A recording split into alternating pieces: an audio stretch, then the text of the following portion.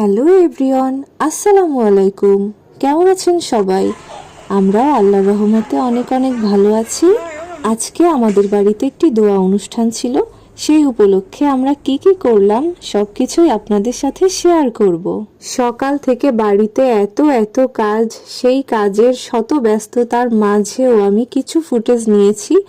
বেশি ফুটেজ নিতে পারিনি, তাহলে আপনাদের আরও বেশি শেয়ার করতে পারতাম।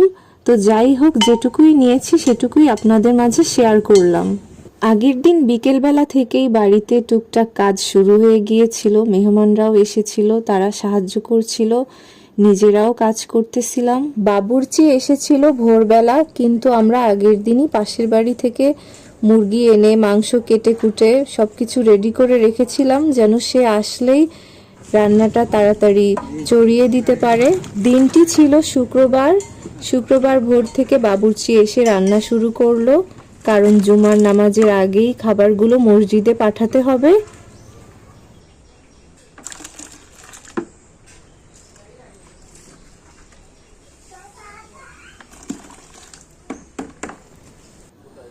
এত ব্যস্ততার মাঝেও আমি টুকটাক একটু ভিডিও করেছি।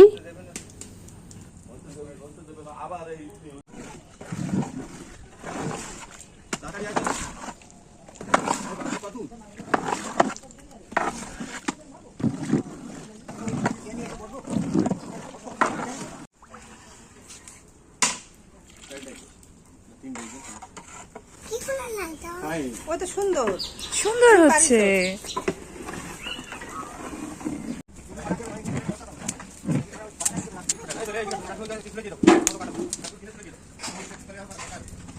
আমার ছেলে তো মহা খুশি। সে তো পারলে বাবুর্চিকে সরিয়ে দিয়ে নিজেই রান্না করত, এমন একটা অবস্থা। মাঝে মাঝে নেড়ে দিচ্ছিল, খুব মজা করছিল। আব্দুল্লাহ, তুমি কি করছো? আমি রান্না করছি। রান্না করছো? খিচুড়ি রান্না করছো? আব্দুল্লাহ, তুমি কি রান্না করছো? আমি খিচুড়ি রান্না করছি। খিচুড়ি রান্না করছো? আমার তো দেখে মনে হচ্ছিল যে আমার ছেলের থেকে রান্নার হাঁড়ি অনেক বড় হয়ে গিয়েছে। ও তো কোনোভাবেই খুন্তি দিয়ে নাড়াতে পারছিল না, হ্যান্ডেল করতে পারছিল না। তারপরও খুশিতে খুশিতে নাড়ানাড়ি করার চেষ্টা করছিল। না, ওর বয়স মাত্র 4 বছরও হয়নি এখনো। আরো 2-3 মাস পর 4 বছর হবে। আল্লাহর রহমতে আমাদের সবকিছু সুষ্ঠু মতোই হয়েছে। সময়ের অনেক আগেই সব রান্না কমপ্লিট হয়ে গিয়েছে। যিনি বাবুর্চি ছিলেন তিনি অনেক এক্সপার্ট ছিলেন, তাই রান্নাটাও অনেক ভালো হয়েছিল, সুস্বাদু হয়েছিল। সবাই আল্লাহর রহমতে শান্তি মতোই খেতে পেরেছিল। এভাবেই আমাদের আত্মীয় স্বজনদের নিয়ে সারাটা দিন খুব ভালোভাবেই কেটে গেল।